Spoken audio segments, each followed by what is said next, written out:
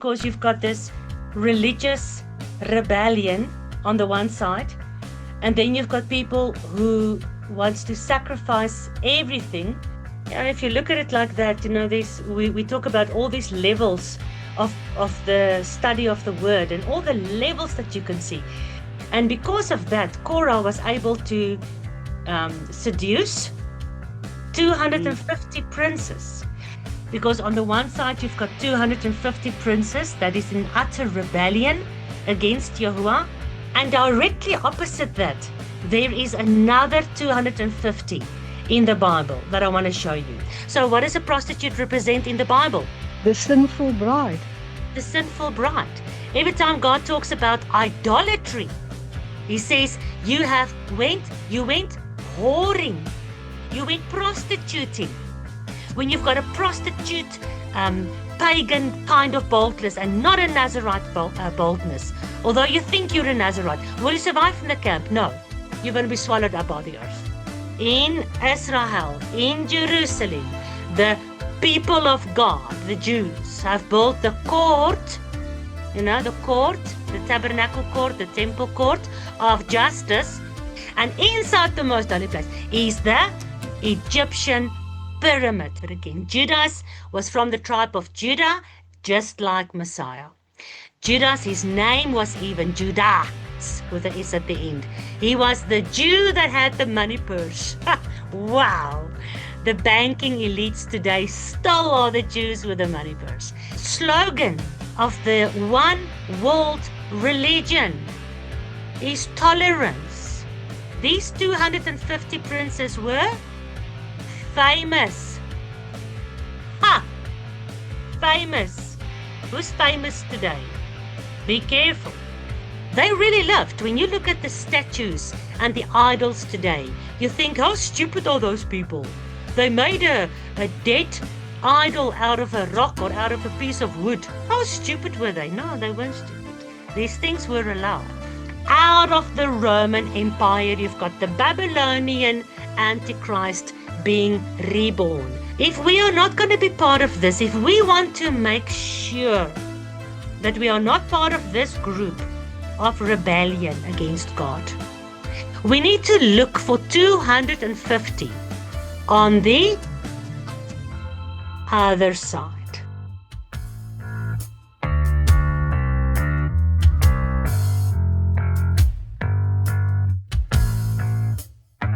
Well, I'm switching to English now, but it's amazing because you've got this religious rebellion on the one side, and then you've got people who wants to sacrifice everything, even their good standing within the community and in their family, because they want to offer holiness to Yahuwah.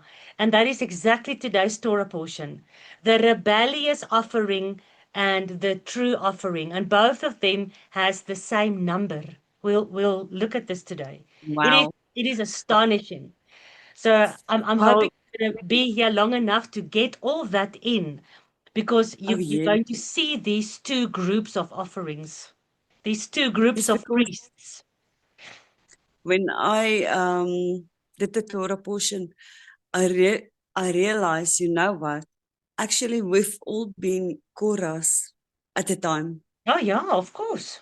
Because we didn't want to listen, don't want to acknowledge Moses. Exactly. And that was for me, oh my goodness. You could have wiped us all out. We could have been swallowed by the earth. Exactly. But His grace is so unspeakable, actually. That, we can only be thankful and truly, truly want to know more and learn more and be more obedient out of love and thankfulness. And if you look at it like that, we talk about all these levels of the study of the word and all the levels that you can see. And you look at this passage and you see 4, 5, 6, 7, 8, 10 levels, but one of them is really speaking to you on a personal basis, and you realize this is not only about Korah in history or about the rebellion Yes. at the time of Messiah, or about the end day rebellion only, but what about me? What I about was me? Korah. I didn't want to Yeah, accept the authority of Moses. And, in the church exactly. system, each one of us are, we are the children of God. We are the holy, precious bride. We are the new Mm. Jerusalem. So you've got a very bold attitude, Korach, meaning bold, to make yourself Yes. bold. You've got that kind of, Mm. the Bible says, you've got a very bold attitude. So the one is not having hair and the one is being very forward with confidence. Mm. But in Korach, Mm. we see the both. So in the church, we had an extreme overconfidence. Yeah. You got Yeah. baptized when you were a baby. And once somewhere along your journey, you put up your hand in church to say that you invite Jesus in your heart. And those two things basically make you very bold to say, I I am now in control. I am Mm. saved. I know that I'm saved. I know that I'm going to heaven. I know that I'm a child of God. There's nothing Moses can teach me. I don't have to submit myself under the authority of Moses and Aaron. Mm.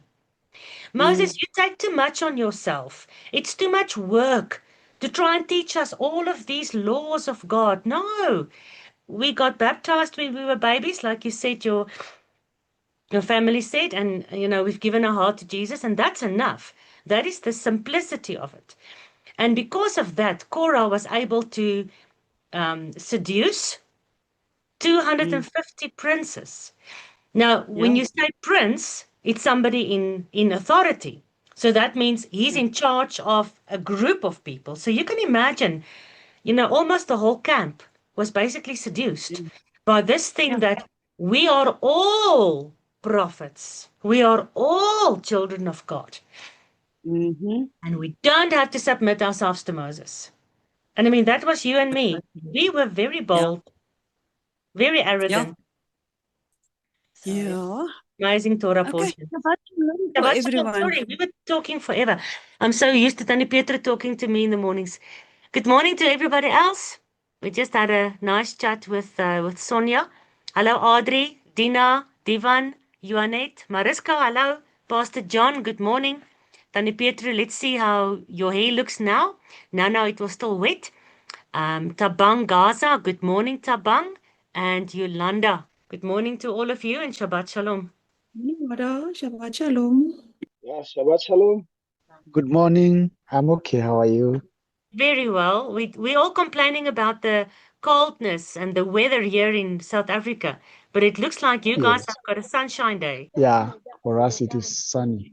Show us the rest of the church. Let's see. Good morning, everyone. Good morning. Good morning. Good morning. Hello, Shabbat Deborah. Shalom. Shabbat Shalom to all of you. Abba, Father, we thank you for the day today that you've made us again to gather together as your children. Thank you for your word. Thank you for each and everyone who has joined. As we are going to listen from your servant, may you lead us with your Ruach Kadosh, which is your Holy Spirit. Thank you, Father. Thank you, Abba. Bless each and everyone who has not even come to join us. May they come so that we can listen and get your word, which is life. Father, thank you. In the mighty name of your dear Son, Abba, we pray and believe. Amen. Emunah. Thank Emunah. you. Emunah. All right, guys. Torah portion for today. All right, so Torah portion for today is Numbers 16. And we know it's all about Korach and the rebellion. So it's quite a lot to read through. We're not going to read through everything. I just noticed something really interesting, and I'm going to try to show you something today with regards to the specifics of the rebellion in number 16 and trying to compare that to what is it that Yahuwah actually wants in relation to this specifics that is mentioned in number 16. And it's in something as mundane and common as the amount or the quantity of the princes. This number of 250. I was doing a search to try and find, because on the one side you've got 250 princes that is in utter rebellion against Yahuwah. They don't want to submit to Moses. They don't want to submit to the proceedings and the specifications with which God runs his kingdom. And that is a huge problem, because although they are part of the camp of God, and although they are part of the people of God, this is important to know for the end days, God destroyed them. And directly opposite that, there is another 250 in the Bible that I want to show you, so that we can identify clearly what is the 250 that God does not want, and what is the 250 that he does want. Because the one will be destroyed. You know, the 250 princes with their families were swallowed up by the earth. But the other 250 will actually live with Yahuwah and the prince, Yeshua, around Jerusalem, with the tabernacle in the midst of them, in the rest of eternity. So for the one there's death, and for the other one there's life. And we need to identify the difference between these two groups of 250. It's quite exciting. So I'm going to trust that you guys all had time to read through the Torah portion. We're not going to read through the whole thing. We're just going to look at number 16, verse 1. It actually names the names of the people that rebelled. So we've got Korah, and we've got Datan, and we've got Abiram, and we've got On. So it's Korah, the son of Ishtar, and it's Datan and Abiram, the sons of Eliab, and On, Datan and Abiram, and then On, the son of Peleth. So it's only these four men. It only took four men, but who were they? Were these normal men? Who was Korah and Datan and Abiram and On? Who were they? They were leaders. They were leaders, yes. So you can see Korah was the son of Levi. So he was a Levitical priest. All the sons of Levi were priests, but only the sons of the house of Aaron was priest inside the tabernacle. So Korah was definitely already in high standing in the camp. He wasn't just a normal guy. And then you've got Datan and Abiram. They were the sons of Eliab. Wasn't Eliab one of the family members of Aaron? And then you have On, the son of Peleth, the son of Reuben. Who was Reuben? Of the 12 sons, who was Reuben? Was the eldest. He was the eldest. He was the firstborn. So Reuben is basically the leaders of the whole tribe, because he's the firstborn son. We know it didn't work out like that. But biblically speaking and logically speaking, your eldest son is in charge of the entire family. So you've got On, the son of the firstborn Reuben. And who knows, what does Reuben mean in Hebrew? Reuben. When his mother became pregnant, Leah, you remember Jacob married Leah and Rachel, and then Rachel couldn't have children, remember? And Leah had one child after the other. And every time she had a son, she called the name of the son something specific that was actually her heart's desire. But without knowing what they were doing in the old biblical times when they were naming their children, without even knowing the prophetic significance, they just named their children. But there is such an amazing prophetic understanding in the names of these people. So when Leah got pregnant with her firstborn son, she said, "See, a son." So Reuben means see a son. Ben is son in Hebrew. And to Reuben is to see Ben, to see the son. So this firstborn son makes us think of Yeshua, the firstborn, the only begotten son of Yahuwah. And when you look at the names of all the 12 sons of Jacob, who is the kingdom of God, the 12 tribes is Israel. Whether you are part of Judah or part of the Gentiles, you come out of the Gentiles and Judah come out of Judaism, and we are grafted back into one olive tree. We are in the olive tree with the commonwealth of Israel and with the promises of Abraham, Isaac, and Jacob. Israel is the kingdom of God.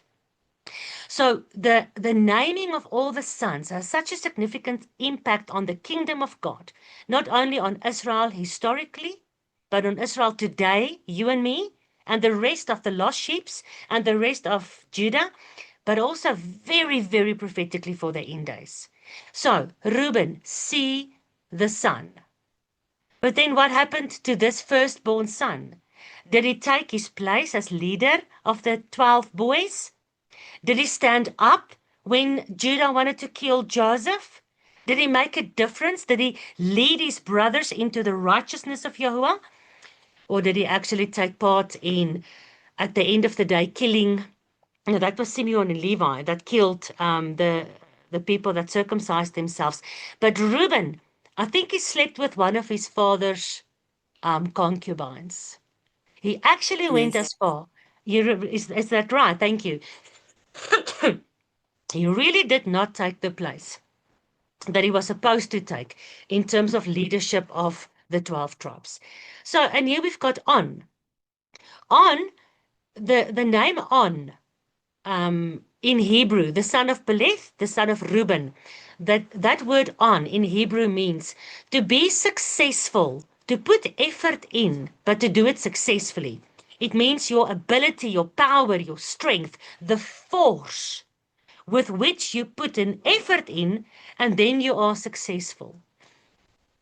So On was already in high standing because he was from the tribe of Reuben. So in the eyes of the world, On and Korah and Dathan and Abiram was in high standing. But in the eyes of Yahuwah, Reuben wasn't in high standing anymore. It was Joseph. And On is not in high standing just because of Reuben. On could have been in high standing if he followed the ways of Yahuwah. But he was doing the same as his grandfather, basically raping the wife of Israel, raping this beautiful covenant marriage sanctity that Jacob, Israel, had with one of these wives, that holy matrimony that was broken apart.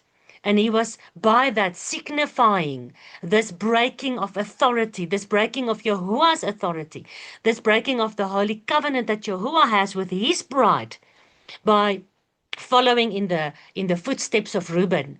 Reuben breaking that authority, not respecting his father Jacob, by sleeping with one of his wives. But here On is going to do exactly the same. He's going to try to break the authority of God. He's going to try to minimize that which God has appointed. Because that which God has appointed will have the result that the end day kingdom indeed goes into this holy matrimony where God and his people is going to be living together forever.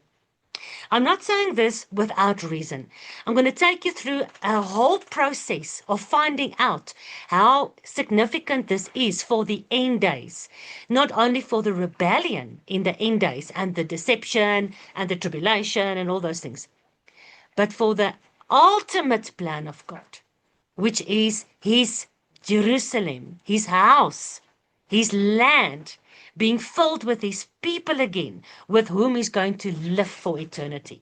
I think it's extremely important that we have a look at this. So Korah means to make yourself bold. So to be bold is, not to have hair, so you can shave your hair. If we think about the significance of shaving the hair, to make yourself bold in biblical terms, what can you think about? Nazareth vow. The Nazarite vow on the one side, yes. What is the Nazarite vow? You go through a certain period where you sanctify yourself to Yahuwah, and you don't drink strong wine, and you don't eat the fruit of the grape, and there's a couple of things that you keep yourself from. You really go through a fasting period. And at the end of your fasting period, at the end of your sanctifying isolation, because you isolate yourself from the community. You can't touch anything that's dead.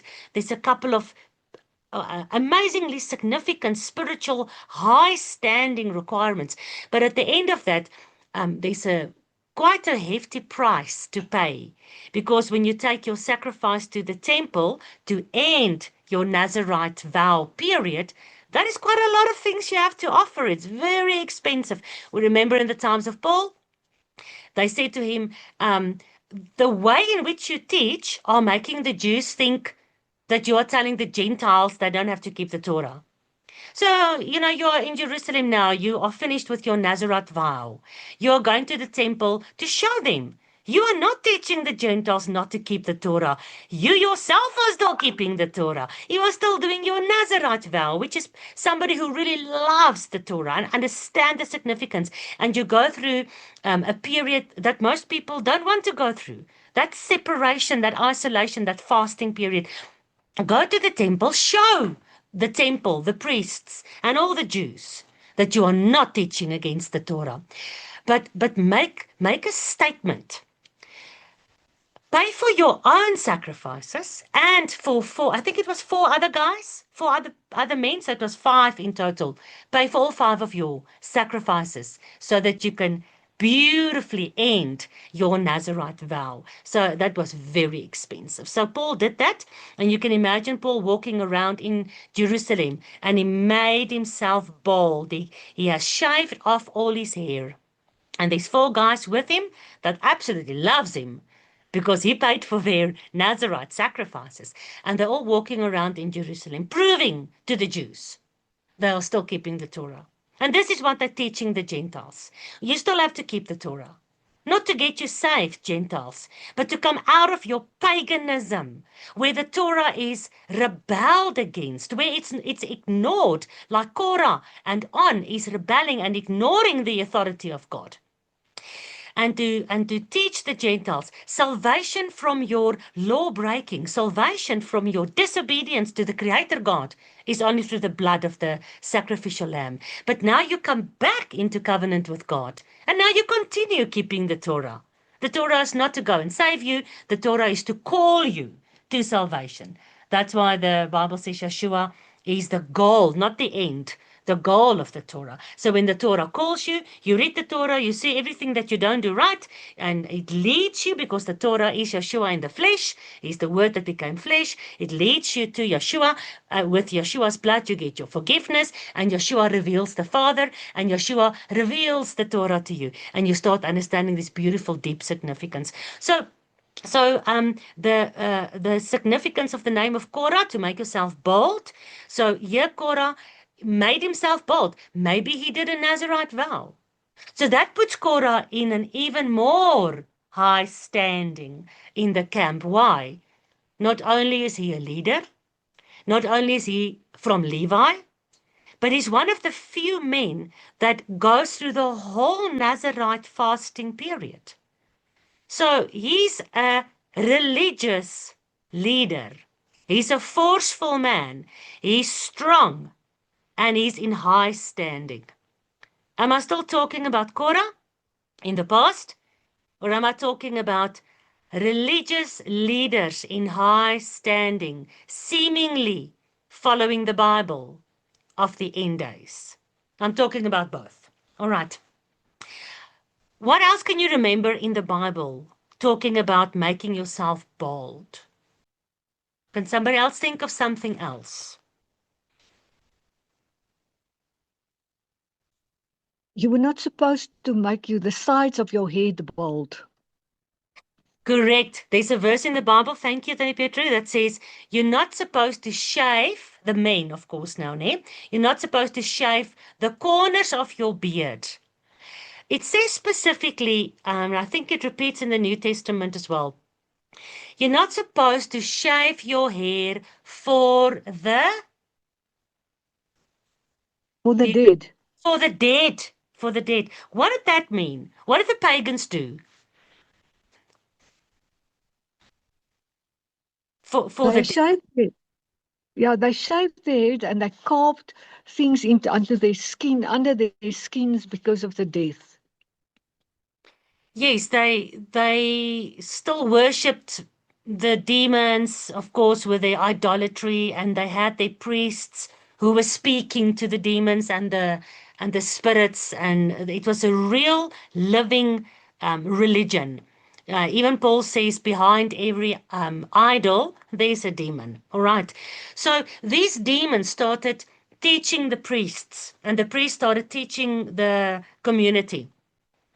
When somebody dies, you know, you remember they sometimes put coins when the pagans died, they would lay them down, they'll put a coin on their eyes. To what?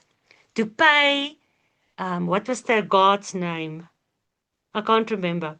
There's a specific god at the entrance of Hades, you know, and the guy that died had to now take these coins when he goes down into the afterlife, into the underworld, and then he had to pay to get entrance into the eternal life, basically. So at the end of the day, the guy that dies finds himself living with the gods. That's why the pagans, I must remember everything I want to say now. The pagans continued praying to the dead because the dead person are now where? With the gods. He went into the spiritual realm, right? Guys, why do we put flowers on the caskets when we have a funeral? Where does that tradition come from? Do the That black tradition. just one question. Okay. Most white people do that. Do black people do that? Do other cultures do that? Who came up with this tradition of flowers on a casket? Where does it come from? It was about the daughter of one of the biggest gods. I think it was the daughter of Zeus that was taken.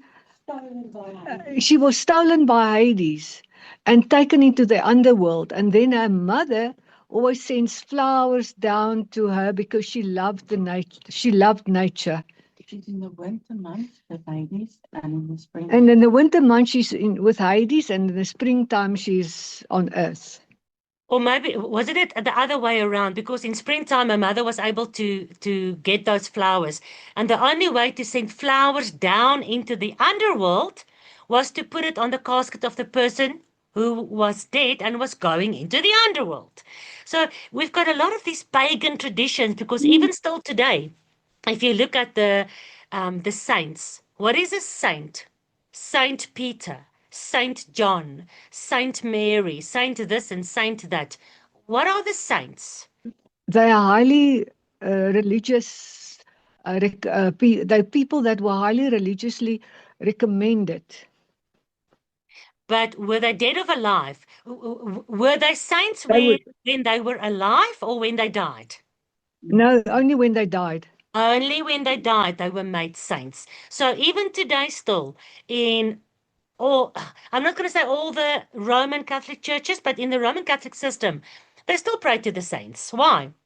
Petri, like you said, they were highly exalted religious people. Korah and Datan, and these guys were highly exalted people. So even today, the Roman Catholics will still wear around their neck, they'll wear Saint Peter, or they'll wear a sign of Saint Christopher. And when you look at all these Hollywood movies, the people will always give something that reminds them of saint this or saint that, because this saint is the patron of that, and this saint is the patron of that, and may this saint be with you. They still pray to the saints because why? They're not good enough to pray to God directly. No. They can only pray through Maria, and Maria will speak to Jesus, and Jesus will speak to God. But now they're not even good enough to speak to Maria, so they'll speak to the saints. And the saints were such good people that they have so much credit that you can actually get some of the credits of the saints because they have more than enough for themselves to take them to heaven. They've got extra credit left. So you can come to the church and you can pay your tithing and you can do all those religious traditions they have. And then some of those credits will actually give you credit in the eyes of Maria, Jesus, and God. All right, it's a long story. But the fact of the matter is, even today, in today's modern world, they're still praying to the dead. God says, do not search out witches and necromancers and those who whisper and whimper and peep and tweet and who speak to the dead, because it is actually a very dangerous world. To make yourself bold for the dead, it's not because you are mourning for the dead. It's a pagan, demonic, spiritual procedure that you do when you want to speak to the dead and you want the dead to act on behalf of you to the gods. You send flowers to the gods in the underworld, you pray to the saints that's in the spiritual realm, and you do all these kind of things that make you speak and communicate with that which you should not. So the word of God specifically says, don't shave the sides of your beard. Don't make yourself bald for the dead. So making yourself bold, Korah, maybe he did a Nazarite vow. Ooh, he's a high-standing, religious, holy person. But on the other side, making yourself bold is to break the Torah, to go in rebellion against the Torah, and to speak to that which is dead, to want to obey that voice inside of you that comes from Satan, where the end result will be death, destruction. You'll end up with the demons and with Satan. You're not going to end up with Yahuwah. There's one more thing that makes me think in the Bible about being bold. Now, I can't remember if it's an actual Bible verse. It's about Paul and about women. You can think. Mara, I just remember the part where they, the little ones was laughing at Elisha and saying bold mean that he had to go up because he was bold. Yeah, maybe he was naturally bold, or maybe he did a Nazarite vow, or whatever. So those children, although it might even be young boys, got torn apart by a bear. By a bear, 42 Just of because they them. made a joke. I mean, they just made a joke, right? Or were they maybe having the same kind of Korah rebellion against authority, knowing who this prophet is, and then still, ridiculing him. Maybe it's not such a good idea. We're actually going to see in today's Torah portion in Romans 13 to submit yourself to authority. That's why Romans 13 is together with Korah, who didn't want to submit himself to authority, and those little boys didn't want to submit themselves to the respect and the authority of the prophet of God, and they got torn upon by a bear. There's one more place. Paul talks in 1 Corinthians 11. Paul actually says women should not shave their hair. Women should not make themselves bald. Why? Your hair is kind of your covering. Yes. That is why you're not supposed to shave your hair as a woman. Yeah, so it's about more than that. So the hair is the physical covering as Messiah is the covering of the church. there you go. As your husband is the covering of a wife. So if a woman has long hair, that resembles the covering her husband has over her, and that in the bigger picture represents the covering the heavenly husband has over his earthly bride. So if you shave your hair, what are you saying? I don't accept your authority over me. Thank you. The moment a woman shaves her hair, so in the biblical times, when you saw a woman that shaved her hair, did you think she was married?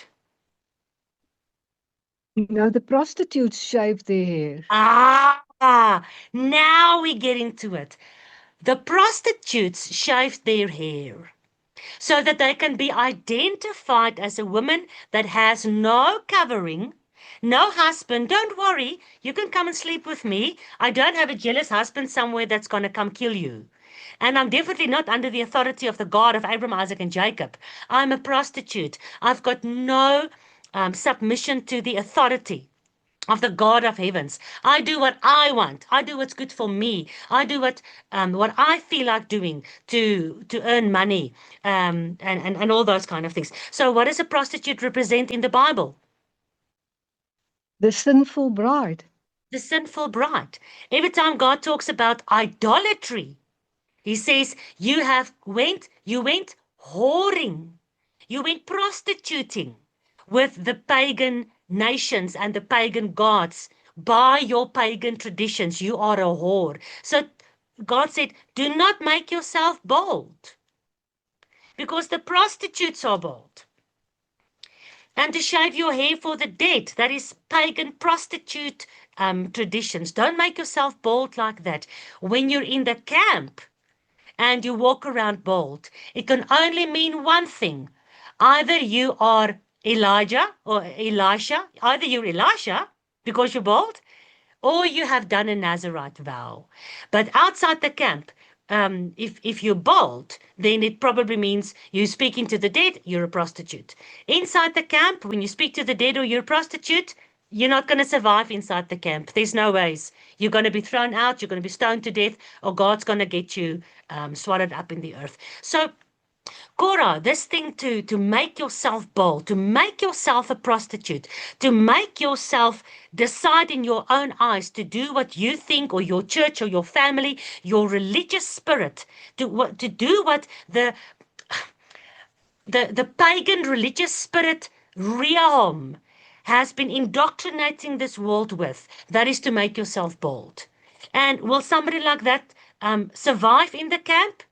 Even if he was making himself bold with a Nazarite vow, even if he was the son of the priest, Levi, even if he was the son of Eliab from the household of Aaron, even if he's the son of Reuben, the firstborn, even in that high religious, so-called holy situation that you are in, will you survive inside the camp? When you've got a prostitute, pagan kind of boldness and not a Nazarite boldness, although you think you're a Nazarite, will you survive in the camp? No, you're going to be swallowed up by the earth.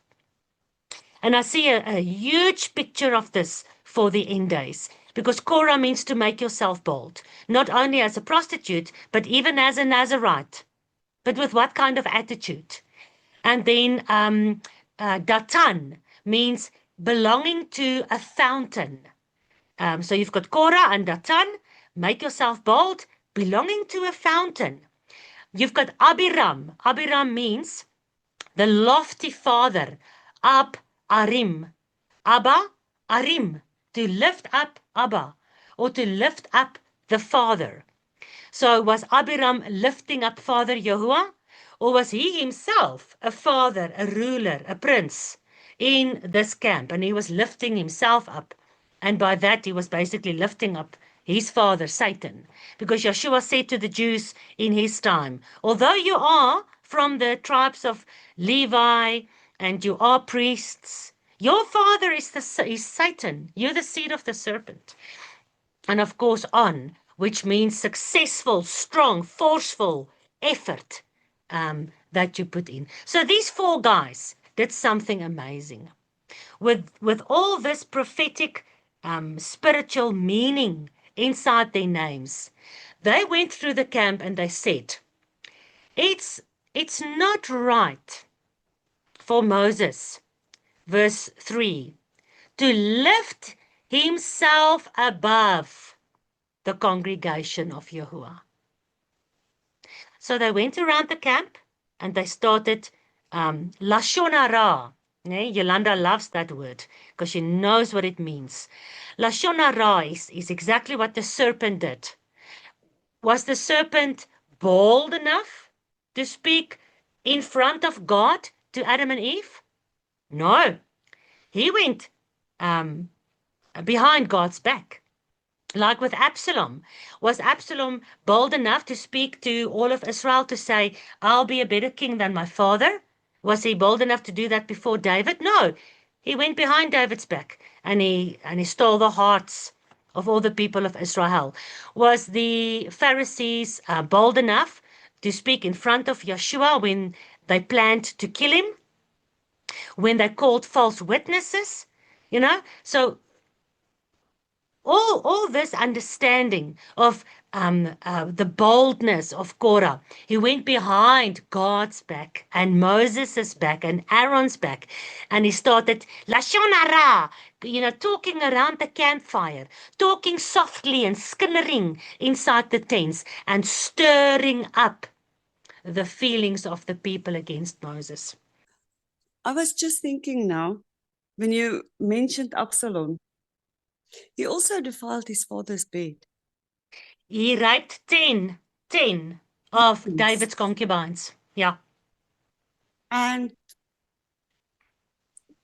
when you are whoring, you're defiling, in the spirit whoring, you're defiling Abba's bed, Sure. the husband's bed. The most holy So, place. wow. The Yes, most holy place. that's serious. Yeah. Yeah, it's difficult, ne? I don't know who of you saw the video I posted last night on Daniel 7. And you watch the video all through to the end. I actually show you the Israel Court of Justice and how it's laid out exactly like the temple. Well, not exactly, but in my eyes.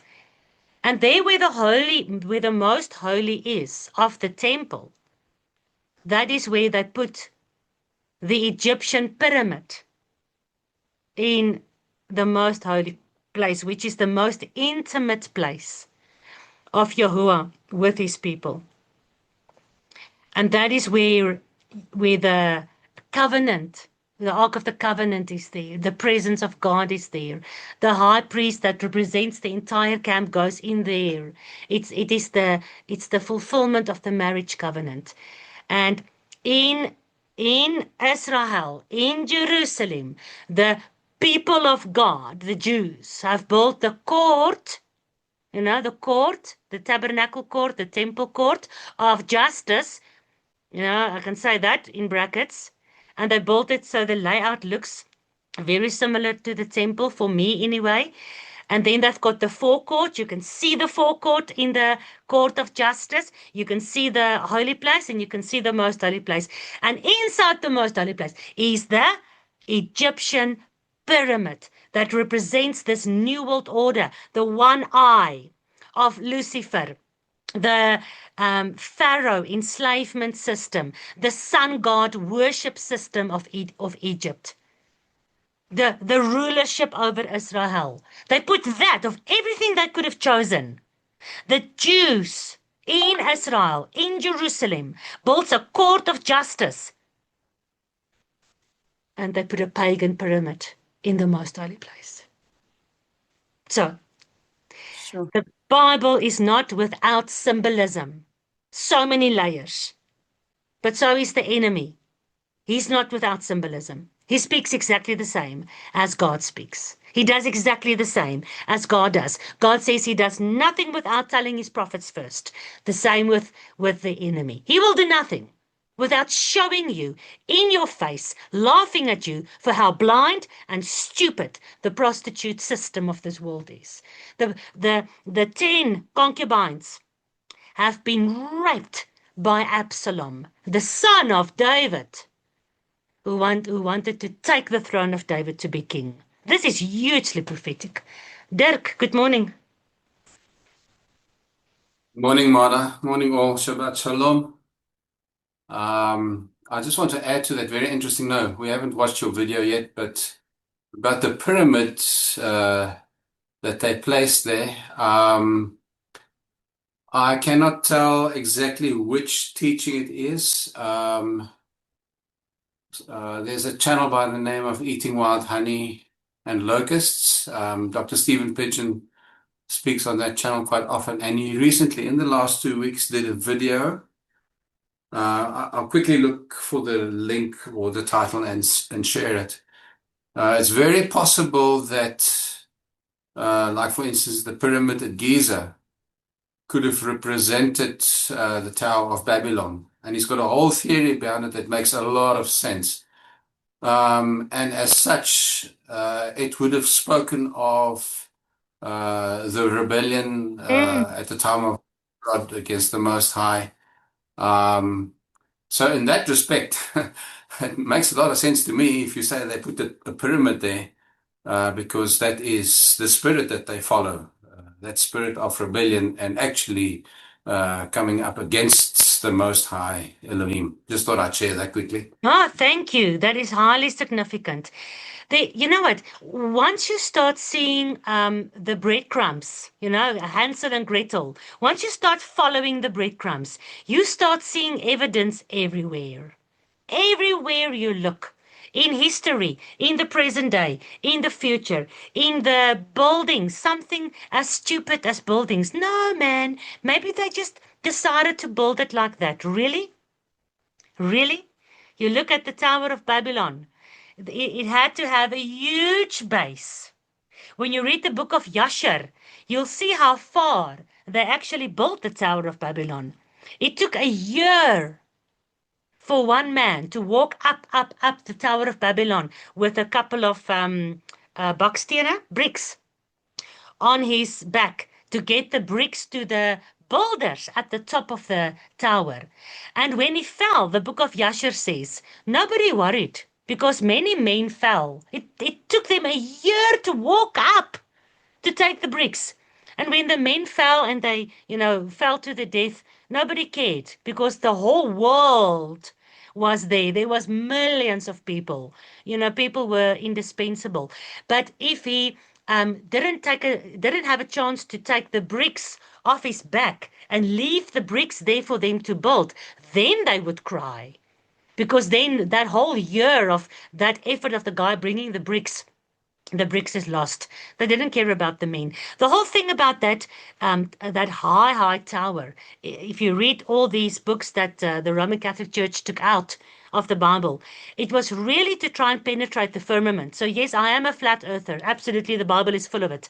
They really wanted to penetrate and break the firmament. It says they wanted to enter into the kingdom and take God off his throne. Absalom chased David out of the temple and out of his house and off the throne. He even chased him out of Jerusalem. David ended up hiding in the caves from his own son. Lucifer wanted to chase God off the throne and take his place. And he still wants to do it.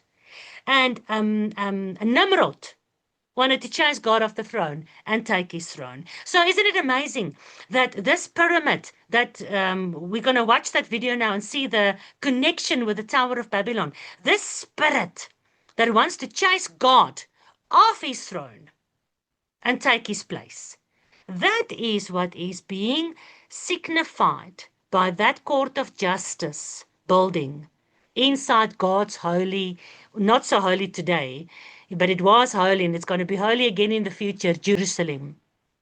They are signifying the spirit they are following and the spirit they want to put on the throne, right? But like Korah, their boldness is within the Nazarite camp. They read the Torah.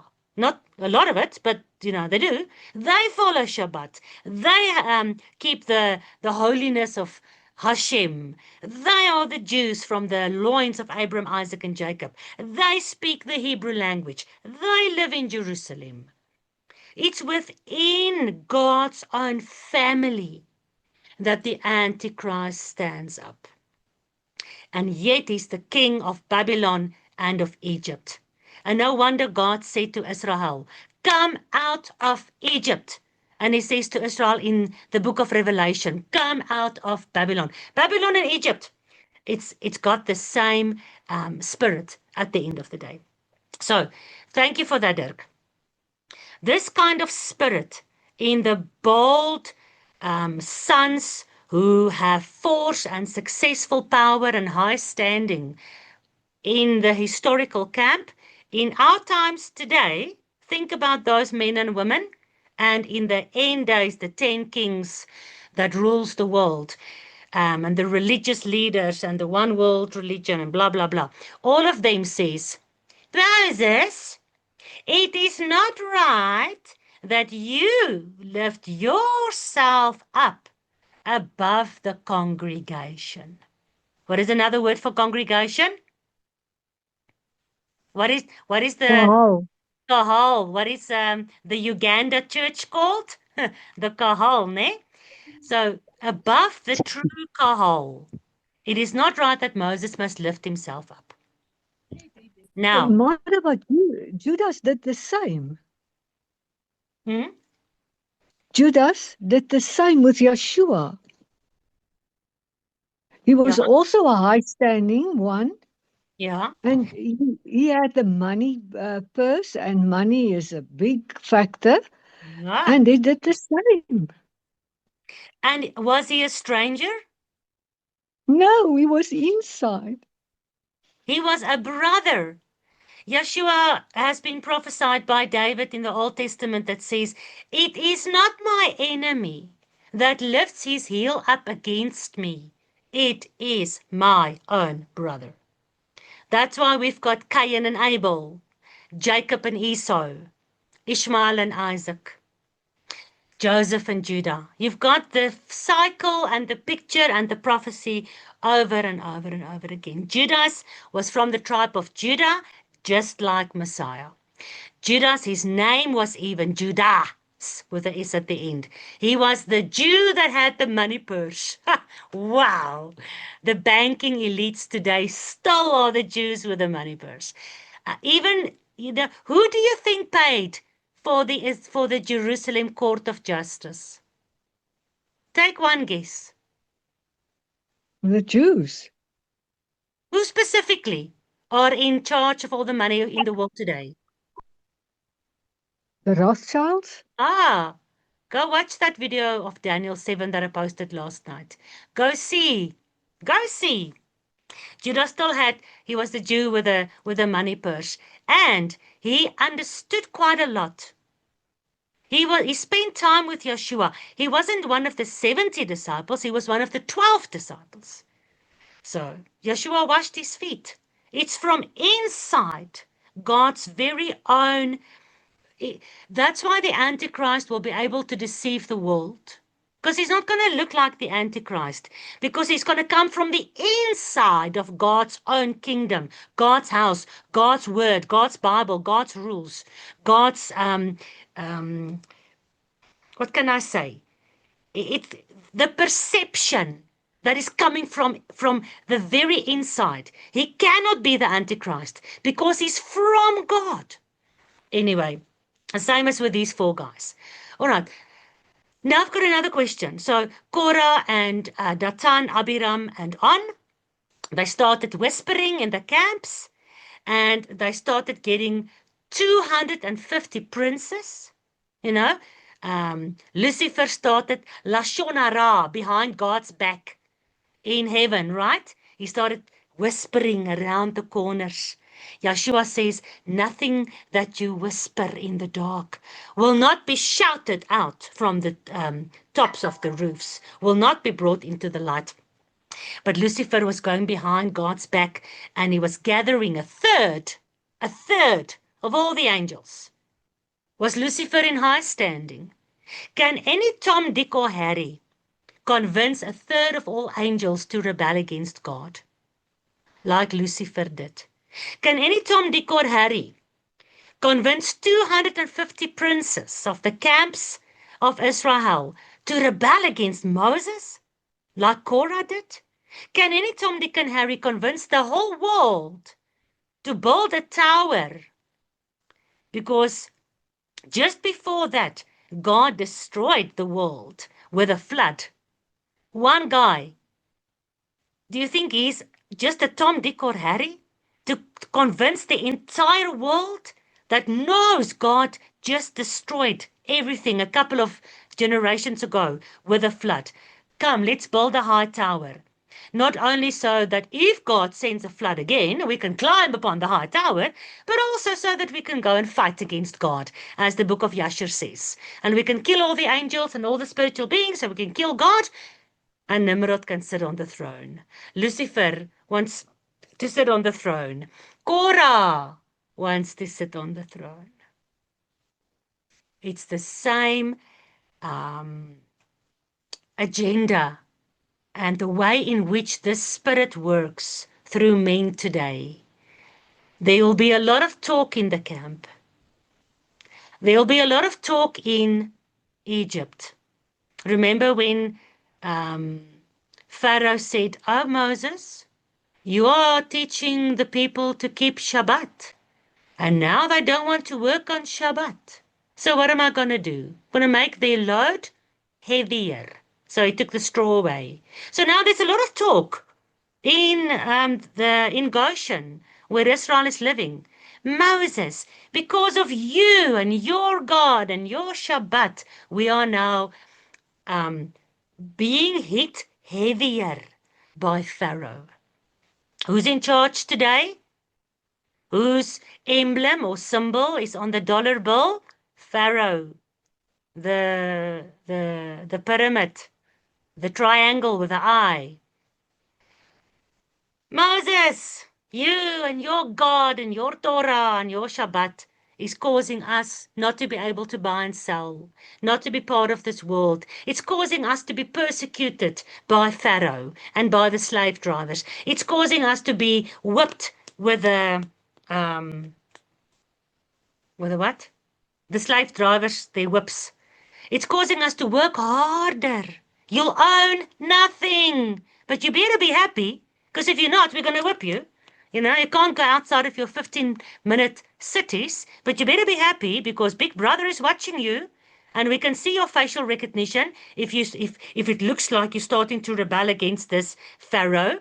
And we see you. We've got the chip planted in. We can test your emotions. Why are you not happy? You need to watch that movie, 1984, where they've got little Big Brother eyes, the eye of Big Brother in every home. And you walk into your home and you don't look happy, then they send the police to come knock at your door. Why aren't you happy? Are you not grateful for Big Brother? Maybe we should take you to prison. So it's difficult under you, Moses. Your burden is too heavy, Moses. Your Torah, your Shabbat, your God. No, all of that is too much for us.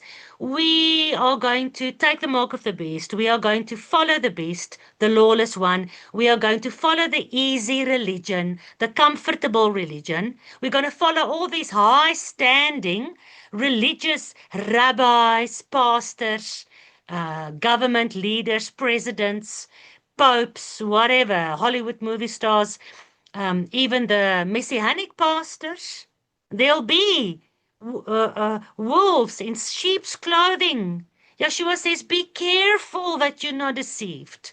Many antichrists are going to stand up. He doesn't warn the stupid pagans. He's warning his disciples, be careful.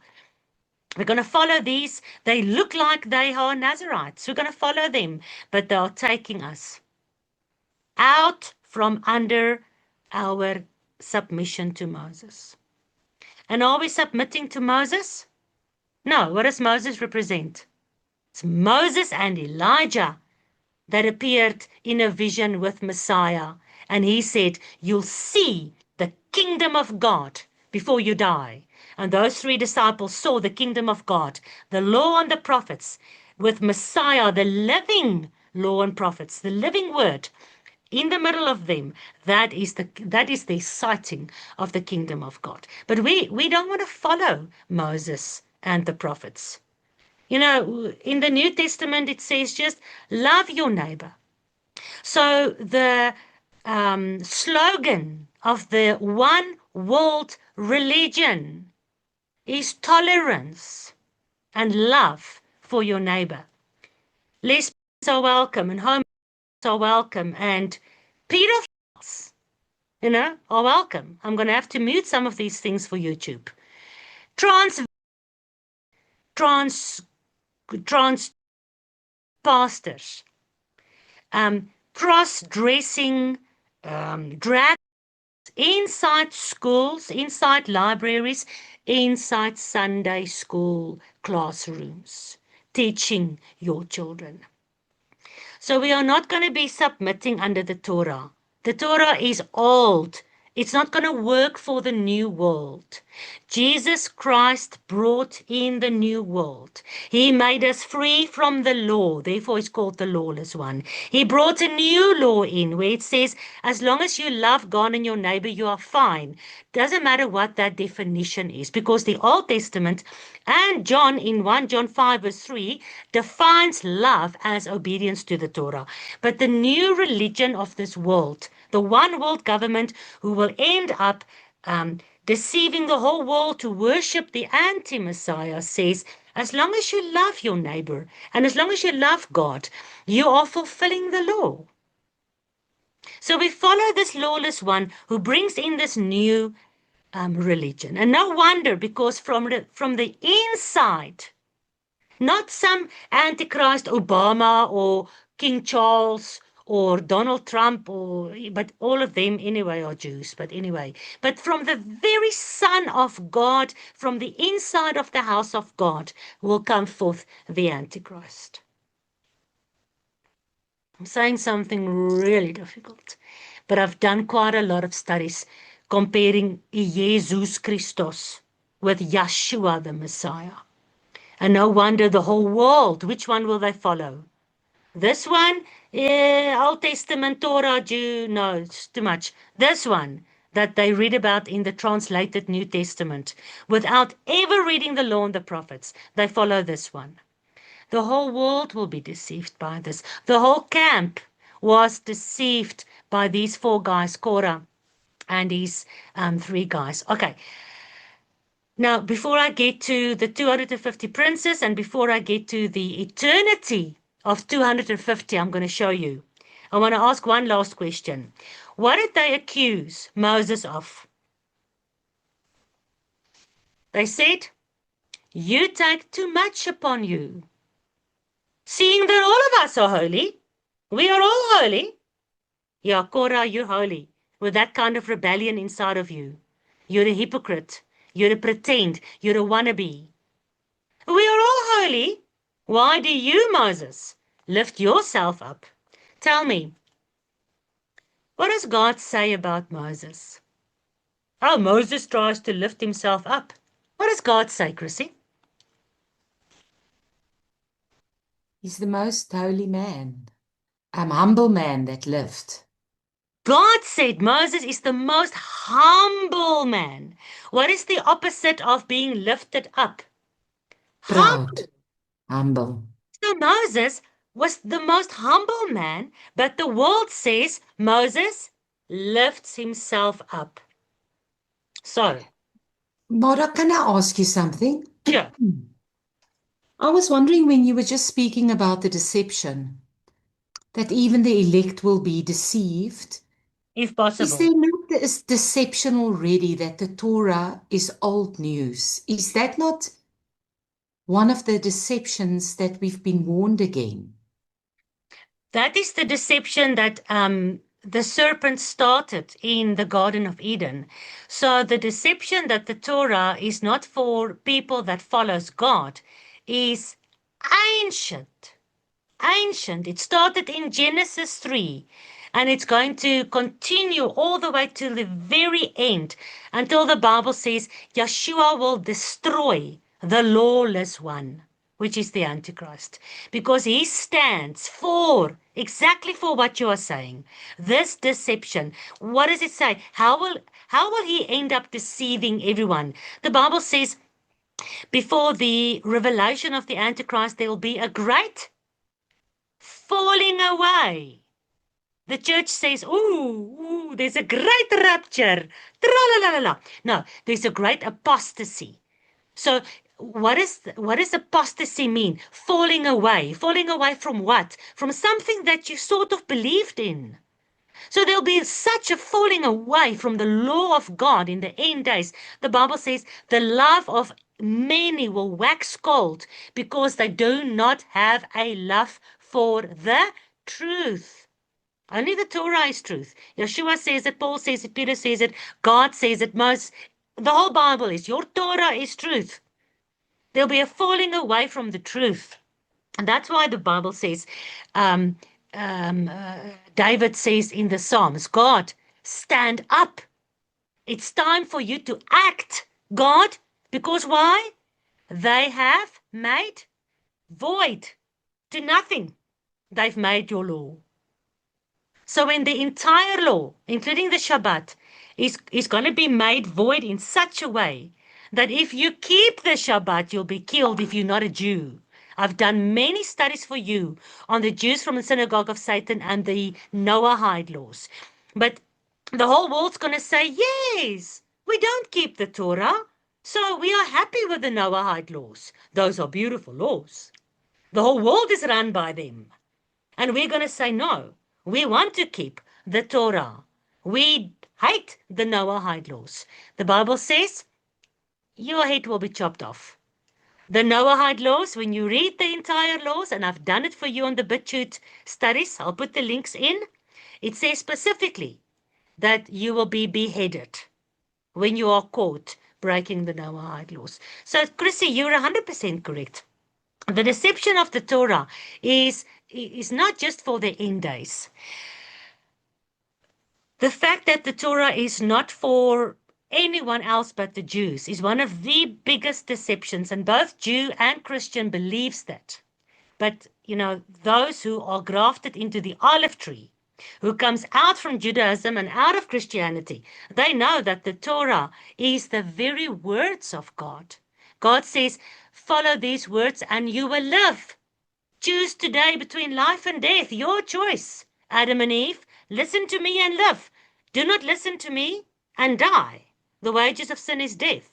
So, but in the end days, remember, the dragon is not going to fight against the Christians. He's not going to fight against any other group of people, but those who keep the Torah and have the testimony, the witness, the understanding, the prophecy of who and what and where and how and who Yeshua is. Standing up as a witness for Yeshua in the end days by keeping the Torah.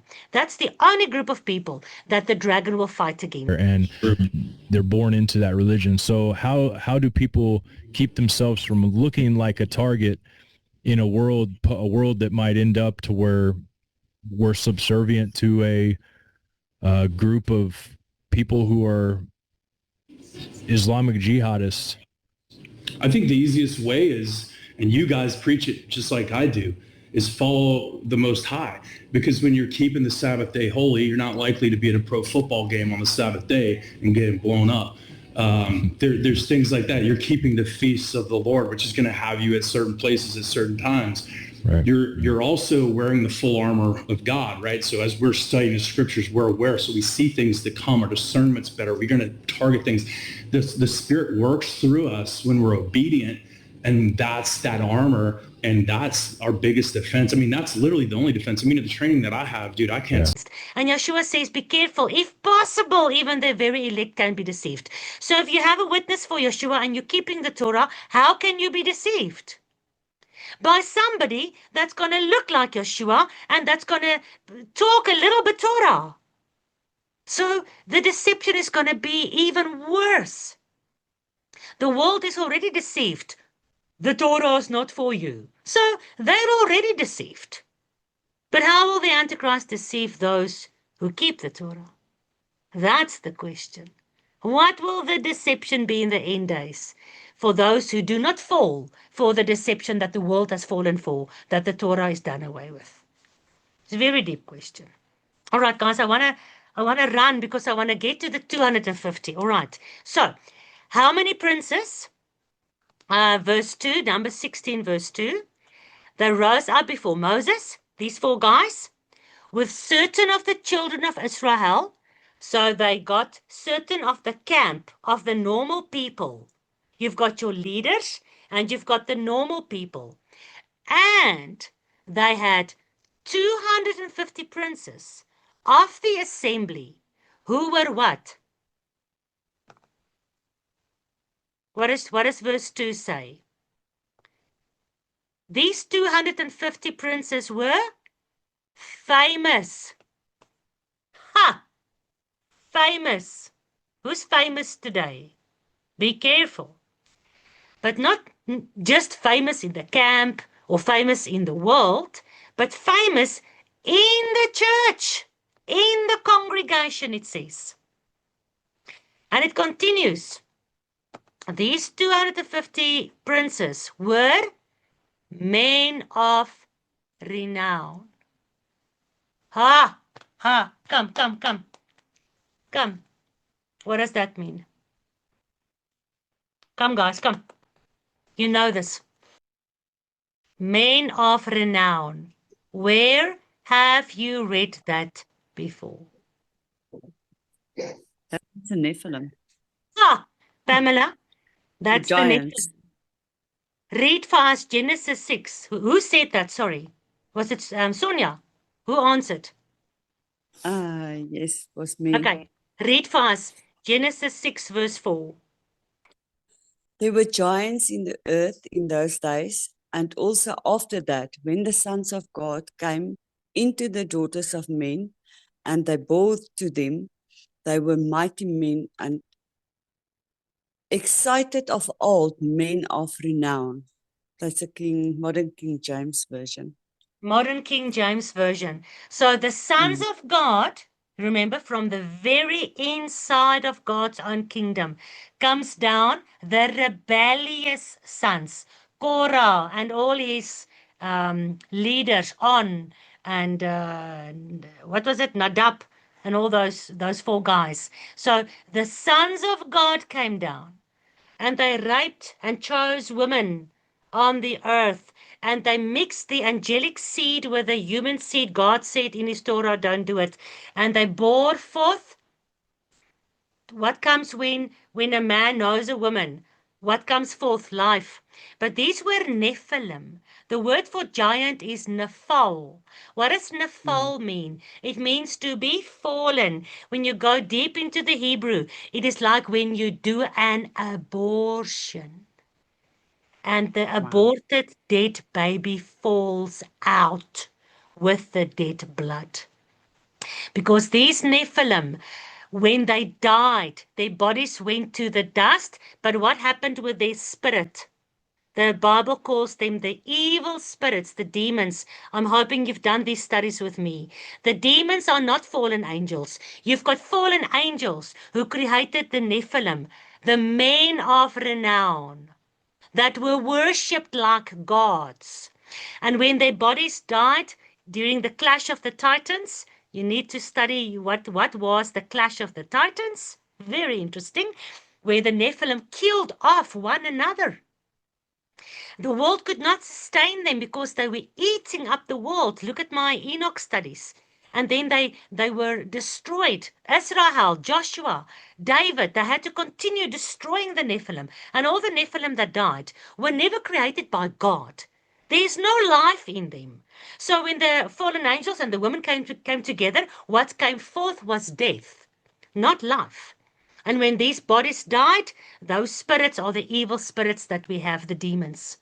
The demons are the lowest of the evil kingdom hierarchy. But very interesting, these giants, Goliath, was he famous? Was he well known? Was he feared? Was he respected? All these giants in the earth in those days. And when you read Enoch, the fallen angels sinned with man and beast. So you've got all these Nephilim creatures. I've talked about it a lot. I'm not going to go down that road again. But these things, these gods of the ancient pagans, they really loved. When you look at the statues and the idols today, you think, how stupid are those people? They made a dead idol out of a rock or out of a piece of wood. How stupid were they? No, they weren't stupid. These things were alive. They made their idols and all their symbolism and their temples after that which lived, which were feared, which were worshipped, which were men of renown, because they were half men, half God. What is Superman? Half man, half God. What is Spider-Man? Half man, half animal. Hybrid, mixing, famous, powerful, strong. The people follow them. It will be as in the days of Noah. No wonder God said to Joshua, destroy everything. No wonder God says in the end days, he's going to destroy everything because it's corrupted.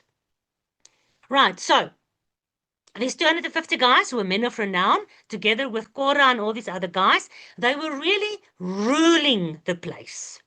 And all the children of Israel went with them and rebelled against Moses. It is a massive, current, modern life picture, and it is a massive end-day prophetic picture. And I'm hoping that people that find themselves inside the camp of God, yet rebelling against Moses, I'm hoping that they're going to listen to this message. Because now I want to go further. The rest of the Torah portion is John 19, right? So we're not going to have time to read all that because I want to get to something specific. But in the Torah portion of John 19, what happened? It was the preparation of the Pesach day, remember? And then what did Pilate do? Let's quickly go to John 19. Pilate said to the Jews, because we know it's not Israel, we know that the 10 tribes is already scattered into the Gentile nations. The only ones that's left behind are the 2 tribes of Judah and Benjamin, so these are the Jews. So the Torah portion, John 19, verse 14. It was the preparation for the Passover. So are these people keeping Easter? No. No. They're keeping the biblical Passover. They are keeping the covenant of the God of Abraham, Isaac, Jacob, and Joseph, and Moses, and David, and Solomon, and Isaiah, Jeremiah, Paul, Peter, John, the father of Yeshua. They are keeping the feasts of the Lord. Not the feast of the Jews, not the feast of the Christians. They're keeping the Passover. So from inside God's obedient people, Pilate brings unto Yeshua and says, behold your king. Remember, Korah is inside the camp.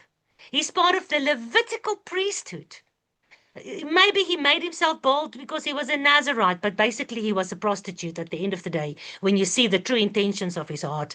But he was not living on the outskirts of the camp. He was living around the tabernacle in the tents of Levi. It's from the inside. And he started rebelling. He started rejecting the authority that God put in place. Here the Jews keeping the Passover, not seeing the Passover lamb. They are rejecting the authority of their king. Because Zechariah said, your king will come into Jerusalem on a donkey. And he did. And now they're going to slay the king. Zechariah says, by the blood of your covenant, O God, will you free your people. And there are hundreds of prophecies that they choose to ignore because they wanted the Messiah to come in and beat the Romans. That's all they wanted. What was the true intention of their heart? They want to be the leaders of the world. They want to rule the world. Because the Torah says, if you obey my words, you'll be the head, not the tail. You will rule over your enemy. Your enemy will not rule over you. You will borrow money to other people. You will not borrow money from anybody else. So they want the blessings of Deuteronomy 28. Well, the Christian church also claimed the blessing of Deuteronomy 28, but they did not want to accept the prophecies that showed that the redemption through blood must happen first. So, Pilate says, behold your king. God says to Israel, behold Moses. Listen to Moses. I'm going to send someone like Moses. And if you don't listen to him, you're going to be in trouble. So Yeshua and Moses is in the same context. They ask Yeshua all the time, are you the prophet? That prophet that God said, like Moses? Oh, yes, absolutely. So they cried out, listen to their Korah rebellion. Away with the authority that God put in place. There came a time when you do the study of Daniel that I posted yesterday, where Yeshua confirmed that he was the living water inside the temple. And the Jews were angry with the temple security guards. And they said, why didn't you arrest him? And the temple security guard said, oh, we have never heard anyone speak like that. The authority of God's word was speaking in the temple. And the Pharisee said, away with you. We don't have you as a king. Caesar, ne? Hail Caesar! From Rome. Caesar is our king. Who's the king of Rome? Ha! Look at the statue of Daniel. What comes out of the 2 Roman legs? The 10 toes. Look at the beast. What comes out of the 10 horns? The Antichrist king. Out of the Roman Empire, you've got the Babylonian Antichrist being reborn. That's our king. Oh, really? How can you say that? I don't know. Maybe look at what Jerusalem is having today. Look at the pyramid in the most holy place of the courts of justice, and many other things. The Talmud that says, Jesus left, but today he's burning in his own feces in hell. That's what the Talmud says. That's what these Jews believe. They have made a king over them. Yeshua called them the serpent seed. Men of renown. Judas with a purse, ruling the world with money today. But it's not all Jews. Because how many Jews believed in Yeshua? Only that part that says, we have no other king. Your prophesied Messiah is not our king. Caesar, Rome, Babylon is our king. That's against whom God will stand. And those are the people inside God's camp that he will open the earth to swallow them up so that they can go to the underground. They can go into the grave. They can go into Sheol. And they can receive the penalty of death. We have no king but Caesar. That's the rebellion we find in the other Torah portion, which is John 19. Now, Numbers, 16, eh? Numbers 16 and John 19 talks about the rebellion. So that's the one part. That's the rebellious part of these people and these princes and their rebellion. Now I want to, how many princes are there? 250. I want to show you, if we are not going to be part of this, if we want to make sure that we are not part of this group of rebellion against God, we need to look for 250 on the other side. Am I right? We've got the 250 princes in rebellion this side. We want to make sure we are not part of that. So we are looking for the 250 on this side, so we can be sure we are part of this. Because when you're part of the 250 that's not in rebellion with God, you cannot be deceived to be part of this group of the 250. Does that make sense? Yeah. Okay, thank you. So let me show you what Yahuwah has written for us, for you and for me, about the holy 250 in direct contradiction to the rebellious 250. Let's read Exodus 30, verse 23. Will somebody read that for us? Exodus 30, verse 23.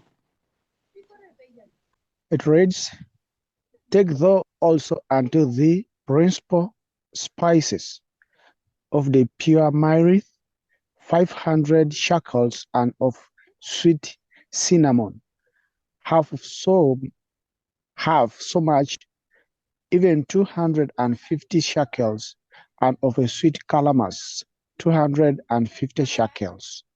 Thank you. What is this about? What is God telling Moses to do?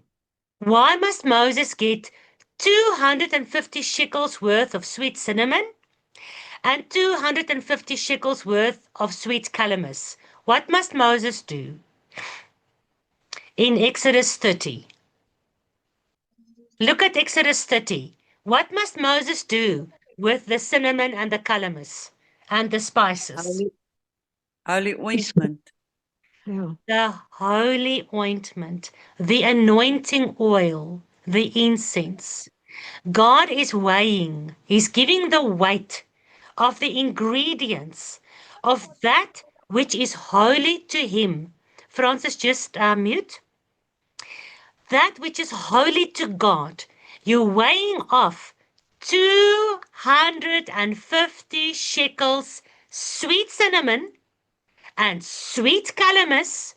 And when you combine that with 500 shekels of spices and cassia and olive oil, then you get the holy ointment.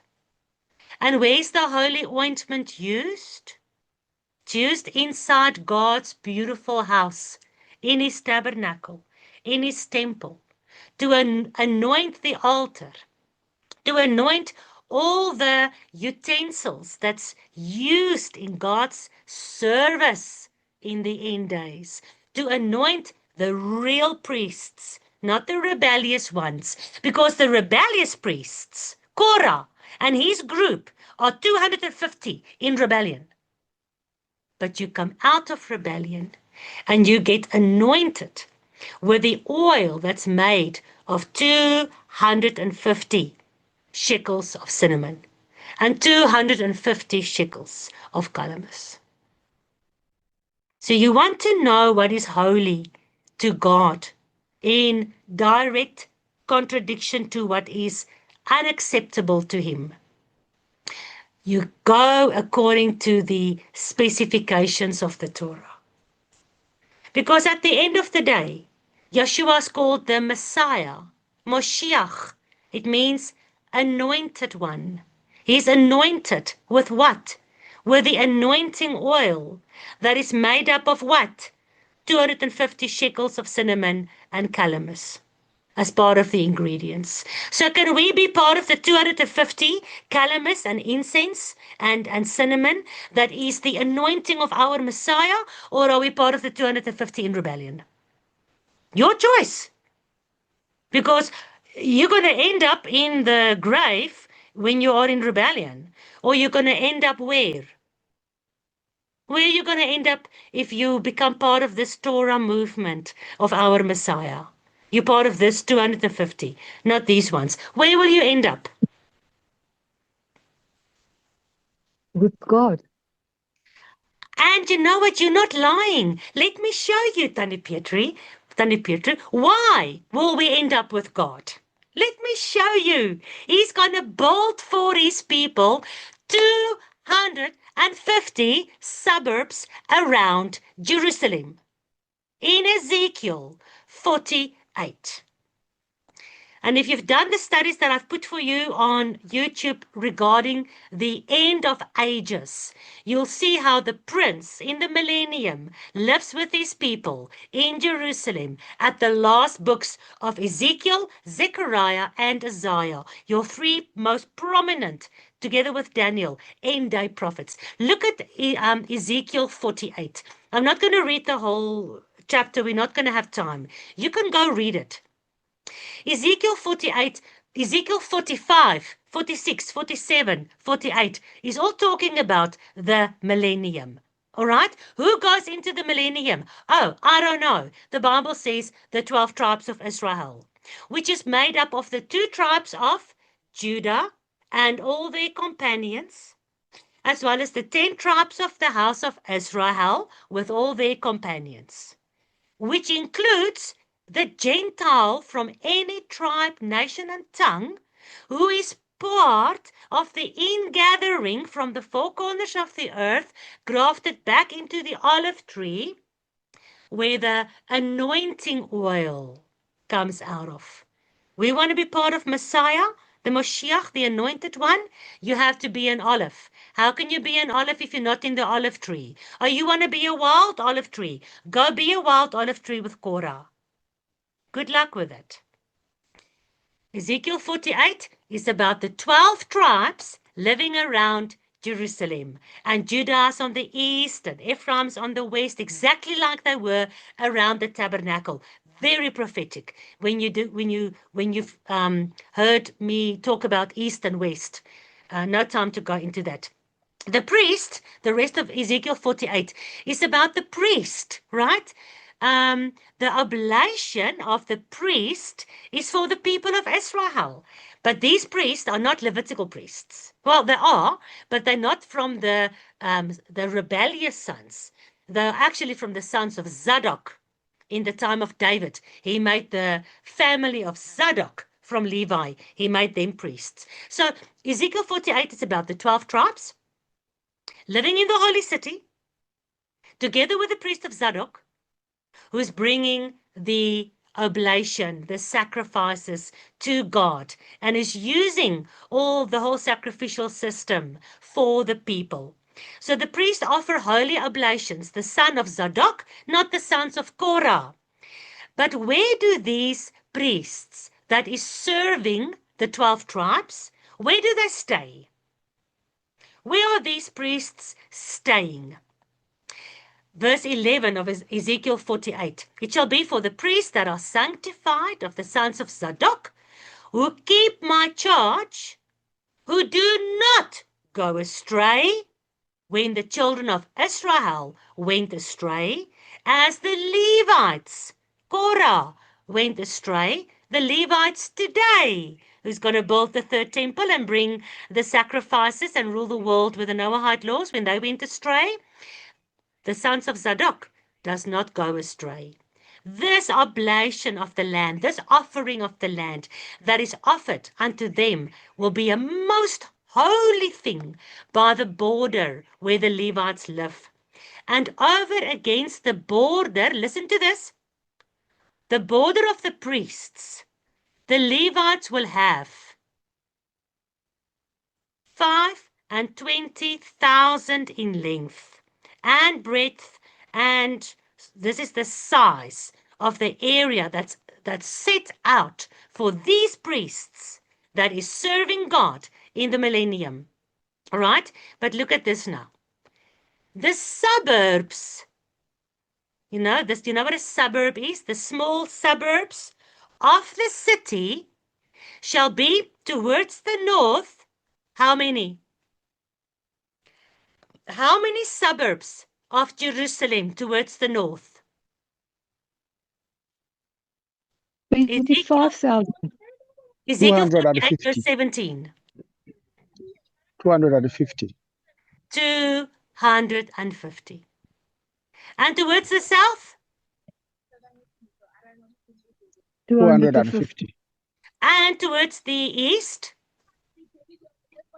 250. And towards the west?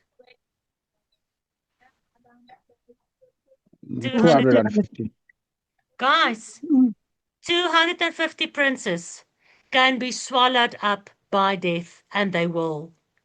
All those in rebellion, who doesn't want to submit to Moses, because Moses represents Yahuwah.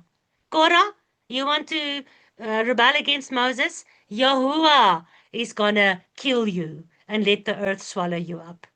But you want to be the opposite of that.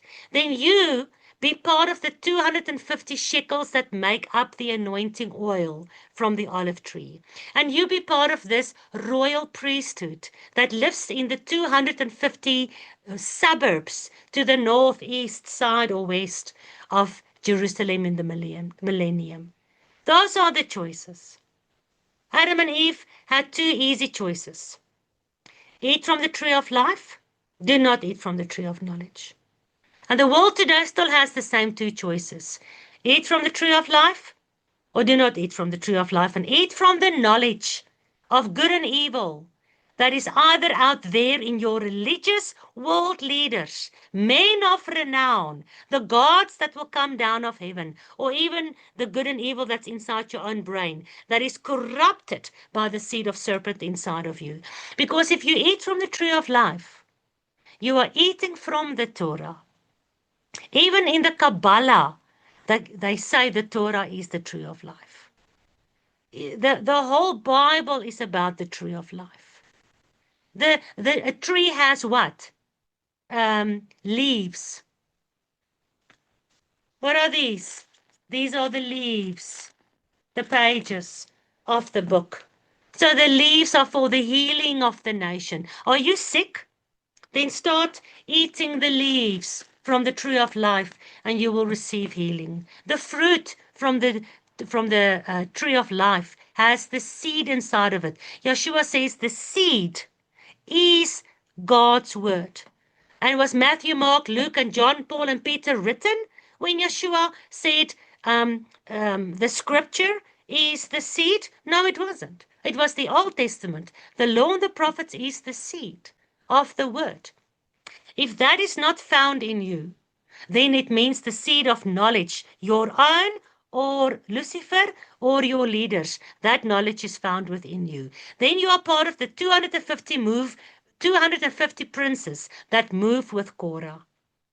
Then you can never be part of the 250 shekels of the anointing oil. And you will never stay north, east, south, or west in one of the 250 suburbs of the Jerusalem city in the millennium. Pastor John? Thank you so much. I appreciate this thing. We are glad for this topic for teaching. I'm also joined by my other two brothers. So our phone looks a little bit small, but I think here is Pastor Elvis and Brother Francis. Hi, Pastor. Hi. Hi. Good morning. Today's topic on the disobedient authority, the way I can call it, has really brought a lot of insights to me that I want us to share.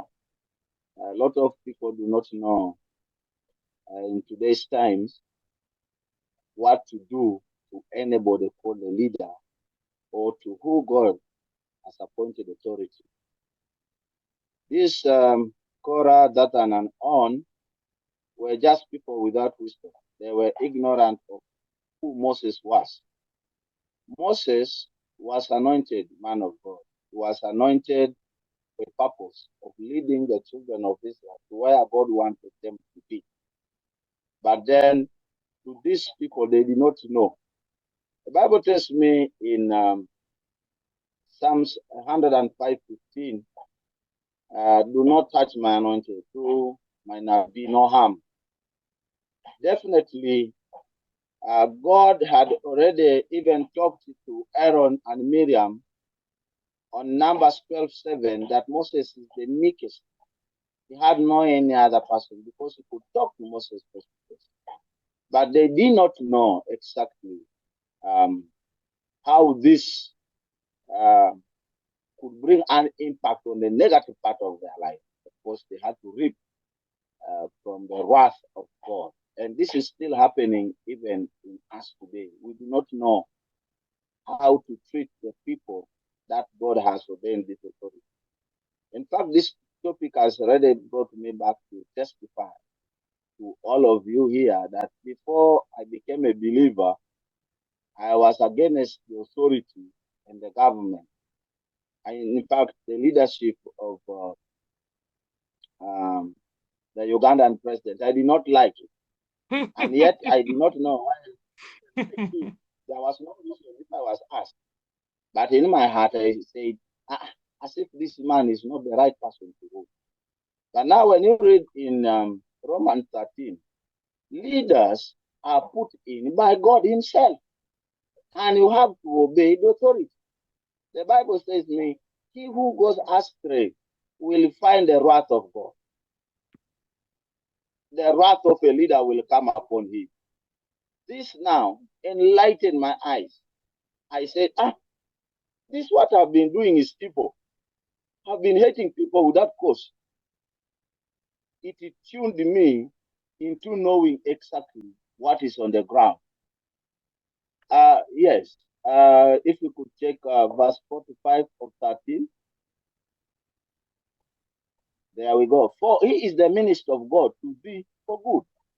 But if thou do not do that which is evil, be afraid, for he beareth not the sword in vain. For he is the minister of God, avenger to execute wrath upon him that doeth evil. In fact, I was like, I have been without wisdom. I have been doing these things without knowing. So it is tuned in my life to knowing that it is back the Bible, which is Psalms 119 or 105 or 05, says the lamp to my feet and the light to my path. It gave me wisdom. It gave me how to go about authority. If we people today, if we believers today cannot honor those that God have put in authority for us, Paul in the book of Hebrews 13:7, he says, do not forget those that fathers that preach the word to you. If we cannot honor these people and give them due wisdom, in fact, we are disappointing God, and the wrath of God will come upon us. This is what I wanted to share with you, and that brief part of my testimony. It is of no wisdom. People even in the church today, people even in the world today, in our communities today, do not know how to honor the men that God has put in authority. Those that God is using to extend his kingdom, to extend what he needed to his own people.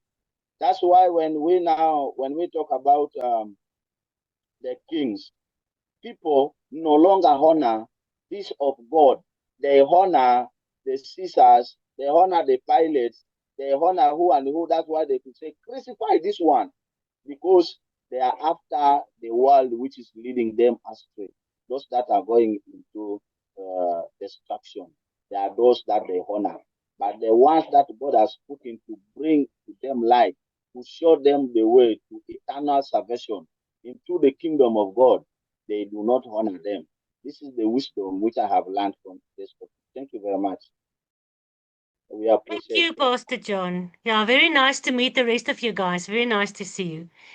Pastor John, you say a very true thing. It is not wise to be rebellious against the government because you're going to end up in prison or, whatever. And that is very true. Even Yeshua said when they asked him, do you pay your taxes? And Yeshua said, yeah, you're going to have to pay your taxes. Was Rome, who was currently, or in the time of Yeshua, was Rome a godly government? No, they weren't. But Yeshua said, give to Caesar gee aan Caesar wat Caesar toekom. Give to Caesar what he must get, but give to God what he must get. But when we raise our children to have so much fear for the government, and the churches are raising the congregations to have so much fear for their government. And if the parents and the churches are going to tell the world, the children and the congregation, you have to obey the authority that God put in place. Therefore, you have to obey your government. You have to obey the world rulers, the United Nations. When the World Health Organization said, close all the churches, then the churches says, yes, my master, I obey you. The problem is, it is not wise to not obey your government. Do I obey my government? Yes, I do. Do I pay taxes? Yes, I do, but I only pay what I have to. Don't pay a single cent more. I work very hard to make sure that I can deduct as much as possible. Do I stop at the stop street? Yes. Do I keep all the laws of the country? I try to the best of my ability. So I obey the government, but the moment this government wants to force me to take either a shot with genetic manipulation and nanotechnology inside of me, I will be rebellious. Because God even says himself, Yeshua said himself, Pilate, you think you're in authority. You would have no authority if God didn't allow it. So Ramaphosa and Trump and Netanyahu and everybody in the world, you think you're in authority because of you? You're only there because God allows you. Does it mean God has put them there? I'm going to leave that debate open. Because if I look at Ramaphosa, Netanyahu, and Trump, and I see how the world says Trump and Netanyahu are amazing, whatever, and I know they're Freemasons, I'm going to leave that one open. God allows them to be there, just like he allowed Pontius Pilate to be there, just like he allowed Nimrod to be there, just like he allowed the serpent into the Garden of Eden. God has a reason for everything, and I'll obey my authority, and I'll obey my government, and I'll obey my rulers, for as long as they don't make me choose between them and God. Because even the disciples, Yeshua said, obey your rulers. Paul said, obey your rulers. Pastor John, you read Romans 13. Absolutely. Obey your rulers. But if the rulers are going to go against my God, I'm going to go with Paul, Peter, John, and all the disciples who said in the book of Acts, we have to be more obedient to God than to man. Because if we look at Revelation and Daniel, we can see that only the people who rebel against the world ruler, who's the beast, who's the Antichrist, they will be killed.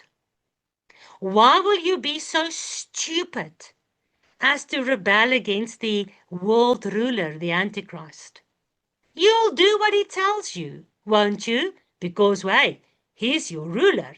Even the Bible says you must obey your ruler. So if he forces me to worship him, I'm going to obey him. Because I've learned from my parents to fear my government. I've learned from church to obey my government. I've learned to be afraid of the police. And I'm afraid of the police. When I went for a march in Johannesburg against the shots and the flippin' stuff you have to wear around your mouth that prevents you from breathing, the police wanted to arrest us. I was shit scared. I was really afraid. I'm not going to lie. I was afraid. And they chased us out from one another easily. So we are taught, we are indoctrinated to obey the government. Even the Bible says to obey the government. And God is happy with that. You obey the government up to the point where the government wants to force you to break the law of God. Then you pay with your life. Because there's an authority higher than Korah. That's Moses. But there's an authority higher than Moses. And that is Yahuwah. Even when Moses broke the instruction God gave him to speak to the rock, Moses was no longer really in authority. And then he was punished for his disobedience. The ultimate authority remains to Yahuwah. Tannie Petru. There are righteous rebellion, like Moses' mother that rebelled against Egypt because it was wrong to kill the children. And there's a righteous rebellion like Yeshua. He rebelled against the church of those days and he was killed for it. So the righteous rebellion is to follow God, to stand against evil. Thank you, that's true. You know, the Bible talks about righteous wrath. You know, the Bible says it's a sin to get angry. You can never get angry. But it also talks about a righteous wrath. Righteous rebellion. I am a righteous rebel. Are you? Guys, we are done. Thank you very much. 2 hours have flown like nothing. So I would like to say thank you very much to each and every one of you. My fellow, if you understand Agenda 2030 and all those papers that has been written, you will see that righteous rebels like you and me will be called terrorists in the end days. So I want to say Shabbat Shalom to all my fellow terrorists and fundamentalists and rebels. Shabbat Shalom. Shabbat Shalom. Everyone. Shabbat Shalom. Shabbat Shalom. Shabbat Shalom. Shabbat Dank u, Shalom. Nora. all of you. It's a pleasure. Shabbat Shalom. Shabbat Shalom. Shabbat Shalom, Gert. En almal daai kant. Lekker naweek, julle. Dieselfde vir julle alles. Mag die sukses julle verveel. Amen. Okay, guys. Goodbye, Pamela. Dankie, dankie. Bye, Francis. Bye, Deborah. Bye, Chrissy. Bye. Pietru. Bye, Sonja. Bye, Dirk, Adrien.